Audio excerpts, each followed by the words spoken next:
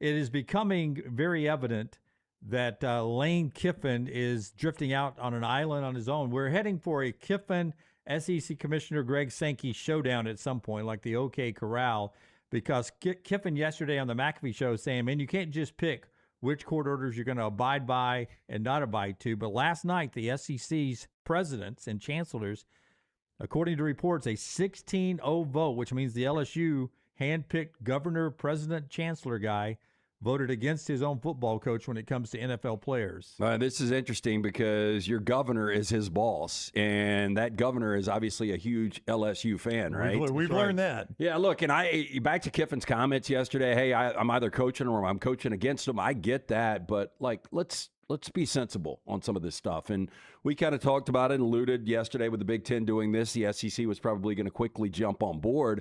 What is amazing about this is Lane Kiffin is in the middle of 3 massive controversies as LSU's coach, and he's yet to coach a game. Almost all at once, too, right? I mean, you go from the way he left Ole Miss. That's right. The was it a magazine article this past year on the recruiting? Vanity Fair, right? Yeah, Vanity Fair. And now this. And got dragged into the Jaden Daniels, none of his fault, really, but he got dragged into that one. I mean, if I'm an LSU fan, I'm ready to kick this thing off. Yeah, no doubt. And then they go and lose to Clemson. Clemson cannot get here quick enough. And what's even more concerning for Lane and LSU right now is CBS Sports reporting yesterday that their sources tell them that LSU staff members, maybe even Lane in one situation, encourage these players to sue the NCAA to come back from the NFL to college, which is in direct violation of NCAA rules. So the question comes, will there be penalties down the road? And yesterday, Daquan Wright cleared waivers, as everyone expected him to do, so he's cleared to come. So we'll see what Lane Kiffin and LSU does next. Everything ends up in court, but if you missed it yesterday, the SEC joined the Big 12. They adopted an NFL NBA plan to keep players from coming. Either you got to, if you declare for the NFL or NBA draft and didn't withdraw in the appropriate time, you're not eligible. If you signed a contract or were rostered by a team, you're not eligible. The Big Ten basically took care of football before the SEC did. They'll circle back for basketball. Notre Dame says they're all in on the SEC Big Ten plans. The Big 12 and the ACC are expected to announce the same thing today. Even the Sun Belt has come out and said, we're going to adhere to the plans that the SEC and the Big Ten announced yesterday. Well, as we said on the show yesterday, the Big Ten doesn't come out with such a strong stance if they didn't already think that Greg Sankey and the SEC were doing it. Those two, while they may seem like enemies, they, I think, always know what each other are doing. They are drafting partners. They're drafting partners. Yeah, there was no way the Big Ten was going to limit themselves without knowing the SEC was also going to do it. The big brands need each other, but at the same time, they're super competitive, and they're not going to give a competitive advantage to one without the other having that. And I, we talked about it yesterday. Like, if everything's equitable, it makes sense, but you are going to have people that challenge this. Daquan Wright is coming out and saying, hey, look, I could have played in the NFL, but I was told, that I needed to clear waivers to get back eligible at LSU this year. I could have had a professional career. Now, I don't think we believe that. I think he was going to get cut anyway. But, that's going to be the argument there. And, Will Wade on the basketball side is going to want to fight this as well. I was moving to that because R.J. Louise got cleared and part of his TRO to play at LSU. He's a guy at St. John's, right? Yep, that's right, St. John's. And actually played first team all Big East. And actually played in some NBA games. Yeah. On a 10-day contract. Actually, well, he was on a roster, right? Did he get in? I don't know if he got in the game, but he's on the bench during an actual game. It wasn't an exhibition game. It wasn't a G League game. And he got cleared. And did you see Will Wade when he walked in out of the building? He jumped on him and hugged him like he hadn't seen him in years. Somebody in the chat said... he just met him. Yeah. I know, probably so. Yeah. Somebody in the chat yesterday said, I just saw a video of Will Wade hugging R.J. Louise like he just got back from Vietnam. I mean, it was like, it was insane. Feinbaum used the Strait of Hormuz yesterday on his show the same way. And then there's, just to throw fuel on the fire at LSU, LSU's women's basketball team had recruited a young lady from the Ukraine. And then, what's her name? Kim Mulkey. Yeah. This week signed a girl from Russia and the Ukrainian girl has left the team. Because she didn't want to play with the Russian girl? She didn't want to play with the Russian girl because her father is a Ukrainian soldier. I mean, I guess in I can that war understand that, there. yes. And Kim Mulkey literally said, you two could be sort of the poster children to end the war in the Ukraine. And the Ukrainian girl was like, LSU women's basketball. Are you kidding me? And she's left the team. So I love Kim Mulkey's sales job. Like, also, you could average about. You understand what we could do here. You Joe and Rocky Four together. You can average 18 and 10 for us as well. That's not important, though. What does the NIL look like in women's basketball? Well, I bet for her, it's as big as anybody. Do you think it's the same, like, as far as what Daquan Wright was going to make on a rookie contract for an undrafted guy in the NFL? Like, he's going to make more, obviously, at LSU. Do you think the majority of major college basketball women's players can make more at that level than the WNBA? Oh, I think yes. Yeah, I just didn't know. At the elite programs. Okay, because, the pie is only so much, and obviously football is going to get the lion's share, and then it's going to be men's basketball, and then I don't know where you go after that. What happens in situations like that on the smaller sports, from what I've learned, is that Mulkey probably has some big money people who are fans of women's basketball. Yeah, one dealership that's like, I'm putting $5 million in, but it's going all the way. And there are certain softball programs that have that around the country, women's basketball. You hope, what you really hope is you got some millionaire/billionaire out there whose daughter's a basketball player in high school. And he thinks if I give to Kim, she'll get a scholarship. And Kim, I'm sure, will gladly give that scholarship. I've seen that happen. I've learned, a golf team may have some, specific golf boosters. There's no doubt. I've seen it happen. It's just remarkable that LSU, there's two remarkable things about what I'm about to say. But what I just said, all three of those sports, they're football, men's basketball, women's basketball, and they all are doing insane things. It's remarkable that at the same time, they may have the biggest villain in all three of those sports.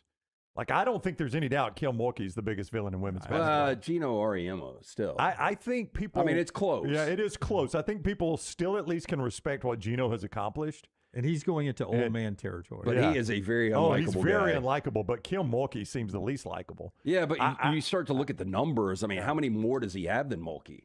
I think it's a lot, right? Yeah, like 10 more, right? Yeah, it's a ton. Will Wade has got to be the biggest villain in men's basketball, right? Got to be. I mean, Dan Hurley. Yeah, but again, I think there's an element of respect for Dan Hurley. Well, it's either UConn or LSU is what you're telling me. Well, I would say this. For all of LSU. Who's coaching UConn football right now? Mulkey does. It's our man Jim Moore Jr., right? He left. He's at Colorado State. Oh, yeah, he is at Colorado State. Yeah. God, who is the guy now there? Anyway, Mulkey has at least won the hardware. If Will Wade and or Lane Kiffin ever won a national championship, for sure. Well, Jason Candle, he was the guy from Toledo. Yeah, he took Will Wade is the guy, though, that makes it seem like everybody, he recruits this way and everything. Everybody's against us. That's right. We're the villains. Yeah. Everybody's against us. That's the way Will Wade lives life. And I think it has, if you look at it, really that has not been the case. Will Wade's been given several opportunities. Yeah. LSU now twice. NC State, that was a good job he took. But that's the way he paints the picture of the world. Everybody's against us. Can I at least get full agreement? Lane Kiffin, the biggest villain in the college football world? I'll give you that now. Yes. But the most remarkable part about that to me is I think Kiffin might be the most likable of those three. Like, Lane Kiffin has finally found a place where he's not the most hated person, and that's in his own coaching staffs. No, I think that's at are. LSU. I mean, I think people hate Mulkey and Wade more than they hate Kiffin. Yeah, I mean, they're given sports. If you survey anybody that covers it, that watches it, I would say 9 out of 10 don't like Mulkey and Wade, and it's probably 7 out of 10 now with Lane Kiffin. I mean, Lane Kiffin's the most likable of that group, which is remarkable. I would tell you this: that if we could get honest opinion, if like we had ways, Alexa, to listen into homes across America, your iPhone, just any way to hear Americans in their room a week from Saturday night prime time, how many people around the country cheering for Dabo and Clemson to beat LSU. If the map was able to light up all of the 50 states in the United States, either orange or purple during that game, for Clemson orange or LSU purple, how many states would be cheering for for Clemson to win that game? How many orange states do you think we have? I think all of them, but Louisiana. I think Louisiana would be every one of them. And by the way, the same thing when Ole Miss plays them week 3. Including me. You guys know how I feel about Dabo. I'm all on board. Now, I don't know where I'm going to play that game at Lance's Lock yet, so if I end up laying the 9.5 with LSU, then, the story's a little bit different. But I fully plan on sitting on the couch and pulling for Clemson. Lance is going to bring his own guts that night. All right. I love crazy storylines, and you guys would agree with all of this drama going on. They have set themselves up. I mean, they are a target this year. It's why all offseason I have talked about that game, and I have said it's not going to stun me if Clemson wins, because I have watched enough college football in my life to know the team that gets all the attention, good or bad, all the attention, and the other team that's just laying in the weeds and nobody talks about them, that is a scary situation. Yeah, I mean, it's and I wanted to bring this up here quickly, too, because I said this yesterday on the social platforms. Lane Kiffin now has to, in my opinion, coach his locker room, because if you've paid attention over the last week, if I'm the tight end, QB1 and the tight end, D-line, well, not QB1, but tight end 1 in the tight end room, defensive lineman number 1, the two guys that he's been working hard to bring in, it's obvious my coach doesn't have any confidence in me. We're trying to get Daquan Wright. If I was the starting tight end, he's out for the last week fighting to replace me as the starter. Those two rooms, the D-line room and the tight end room, can't be all peaches and cream right now. Well, Lane Kiffin's got to do some coaching on personalities to get a little chemistry back in that room. That was the initial thing that I absolutely hated about this. It's one of the things that Dan Lanning immediately brought up, Oregon's head coach, these other guys that have gone out and sweated. It's one of the reasons, it always comes back to the L.A. Rams for me.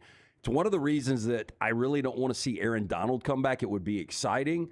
But guys like Ty Hamilton, drafted 2 years ago, a guy like Tim Keenan III, one of those two guys is going to lose their roster spot. One of those two guys will not be on the Rams 53-man if Aaron Donald comes back. And, that's unfortunate for those guys. Yeah, and you like them for the future. You'd love Aaron Donald for a year, but those guys could be with you for several years. Well, that and the fact that what is team chemistry like? Like, I'm sure everybody would be excited about 99 coming back, one of the best to ever do it. But at the same time, man, you build this rapport with all of these guys that you're at camp with, and then all of a sudden a guy walks in, the guy gets cut. Well, I mean, we talked about it in the Dae'Quan situation. Somebody's losing minutes in that deal, and whoever loses minutes, Nate Oates had to deal with that. Now, and I did not like the Dae'Quan. You did not, and the juice wasn't worth the squeeze. No, it was not. I mean, I don't think the Daquan Wright again. I mean, I know you kind of question where he was talent-wise. I think he's a really good college tight end that can make some big plays, but I don't know if it's worth it. I looked up his numbers because I knew Daquan Wright played in the SEC, but I didn't really pay attention to Daquan Wright. And I was like, boy, if they're going to all this trouble to get a tight end, this guy must have torn it up. He was 31st in the league in receiving last year at Ole Miss. 635 receiving yards, 5 touchdowns. Among tight ends, that was the third best. Stowers was number 1, of course. Rowan Jones at Arkansas was number 2. I mean, third best tight end statistically in the SEC last year. That's a pretty good player. Yeah. I mean, is it worth all this trouble? Probably not, but he is a good enough player. ESPN with a top 100 list. We'll get into that here in our opening segment on the next round presented by Hard Rock Bets on Sport and State. Starting next week during the Sport and State version of our show, we will do something that involves what you got? Our dry erase boards. We will make upset alert picks on our dry erase board. Couldn't wait, could he? Where we draw the logos and make a pick. And we keep running standings. We encourage you guys to do it. This is just an example of what it would look like. That's one of your worst drawings. For week 0. Wow. Well, we've always said those interlocking letters. They're tough. They're tough. Auburn's hard tough to do. It's tough They're to get all the. normally toughest, your artwork's pretty spot on though. That one's a little shaky. Mine is the worst on the show. Toughest part about it is getting the spacing in the open areas on the inside. You know what I'm saying? Did you go Daniel Day-Lewis, my left foot? Can you draw with your toes? Okay, can we pull up the actual North Carolina Tar Heel logo, Tyler? It's not close. It's got to be close. Dude, they would send these to Haiti if these were hats. I was staring at it as I drew it. How is this not close? I mean, it's close. Again. I mean, you could tell what it is. Yeah, again, the part. Got a little too much spacing in the bend of the C there. Yeah, I would agree with that. You could easily fix that, though. And the top of the end goes out too high. Well, I was making the top of the end go out a little further because it seemed to be we were really too close. I didn't think it would show up good on TV. But anyway, next week we will draw and make picks. By the way, I like North Carolina plus the 7.5. I see this that. weekend. It's gone up to 8.5. Has it gone to 8.5? Oh, look at you moving the line, Jimmy D. I love that. Give me 8.5. I mean, you do have, and he's very experienced, but Jaden Craig coming in from Harvard. Like, last year we were like, how good's Materia going to be? And it ended up not being that great. Now, you had a kid from Ferris State that ended up being one of the best quarterbacks and making the semifinals last year in Trinidad Chambliss. But Jaden Craig going from Harvard to the first game of the college football season against what has to be an improved North Carolina team. Like, I don't know how improved, but they got to be better than they were last year. I mean, it's Bill Belichick. Come on. It's got And Bobby Petrino. It's got to be better. Now, I know they're going into that game with no general manager and no defensive coordinator. Yeah, well. But Belichick may be calling plays at that point. I would think that Belichick will take over for his son defensively there. And, Bobby Petrino, what can he do with Billy Edwards? Billy Edwards is a guy that's got starts under his belt and, was going to be the starting quarterback at Wisconsin, started at Maryland. So he's got a lot of experience.